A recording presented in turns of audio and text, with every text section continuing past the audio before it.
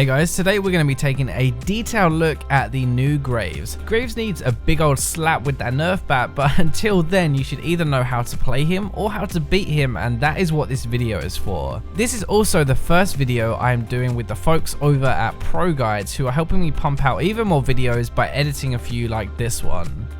Graves is great as a top laner, an AD carry, or a jungler, so where are we going to put him? Well, most of his play at the moment is in the jungle, so that's where we're going to focus on. He doesn't really use attack speed like a normal AD carry. In fact, actually, we're playing him more like a bruiser than anything else. He has insane damage. A lot of that is burst damage too. He has pretty good clear, good ganks. His smoke screen now completely blocks vision, and he gets pretty tanky too. Another reason why we're going to take a look at him in the jungle is because of how good his clear is. His clear is insanely strong, but not only is it reasonably fast, but he takes virtually no damage. So when you're in the jungle, you want to be kiting back while you're reloading, and you want to make sure that you reload both shots and then start to shoot again. Because of your knockback, if you move after each shot, you'll actually take virtually no damage, and when you have that dash, it makes it even better. Remember that after using your dash, it automatically reloads one of your shots again. It's also an auto attack reset, so it's even better for kiting. So we know why he's strong, we know how to clear and stay relatively healthy, and now let's tackle what to build. Graves has really high base damage on his abilities, so while we do want some AD, we're actually really after some armor pen too. We're going to be going for the warrior enchant, but then we can either get the challenging smite or the tracker's knife. Challenging smite is more well-rounded, I'd say, and I'd recommend it definitely at lower elo because it gives you some combat stats, like you take less damage and you do some more damage too. Tracker's knife is going to give you some more map control, and it also covers up Graves' kind of early weak game a little bit because if he gets invaded, you have the wards to spot it coming. For boots, we're going to be getting boots of swiftness. Like, you don't really want attack speed because you don't benefit much from it anymore with your reload mechanics. There's no point getting berserkers like a normal AD carry. We could get other things like merc treads or ninja tabby, but boots of swiftness is going to help us get around the map a little bit quicker. Now, as we said earlier, you have really high base damage, right? So this is where we're going to start getting some armor pen with a ghost blade and more of our mortars. Those two are going to be our core. More is a really good mix between an offensive and a defensive item. Again, it gives you more armor pen, but it's giving you some magic resist and that shield as well. Those are going to be our core, so from there we can kind of decide what we want. If we want more damage, then Bloodthirster, Last Whisper, even Rapid Fire Cannon would be pretty good on him. If we want some pure defense, then you could go for something like a Visage or maybe even a Banshees, but honestly, most of the time, if you want some defense, then you want to be going for the Asterix Gauge. For runes and masteries, we're going to be running 1218 and picking up the Thunderlord's Keystone. It basically just gives us even more burst when we already have a ton. For runes, we're going to be running AD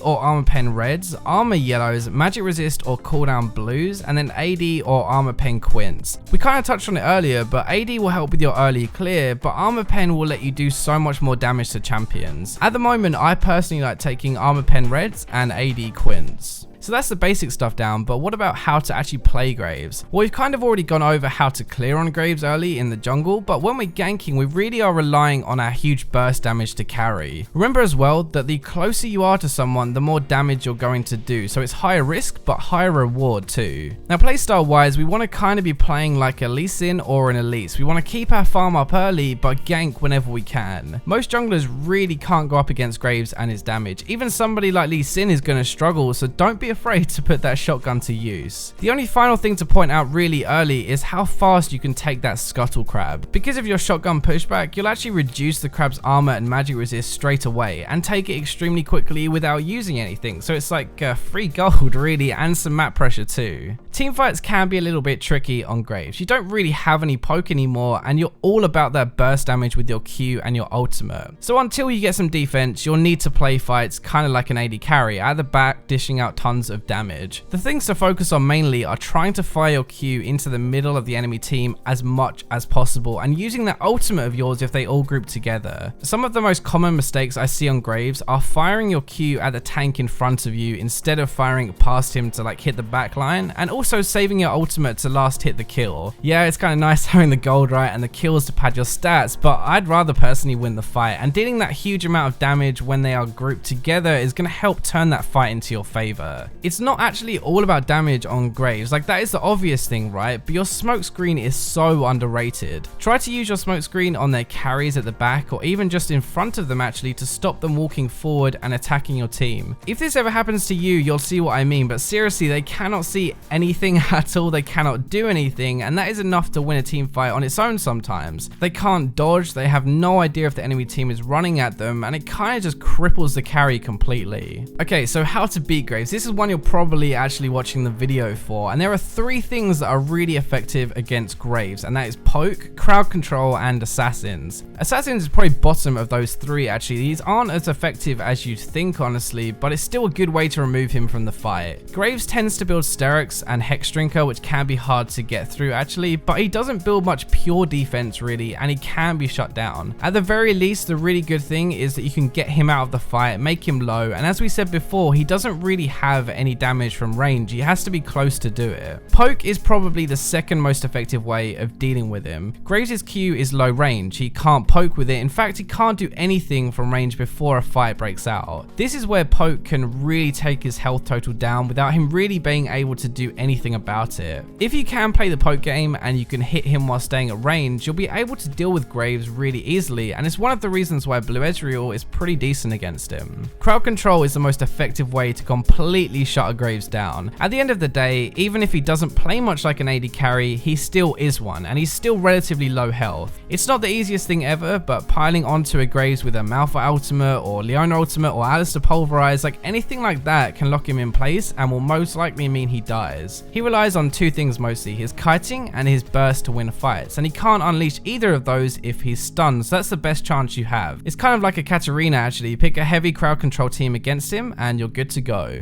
Anyway, thank you to Pro Guys for helping me out with this video. Make sure you go and check out their website. They do have a bunch of quality stuff there to help you improve.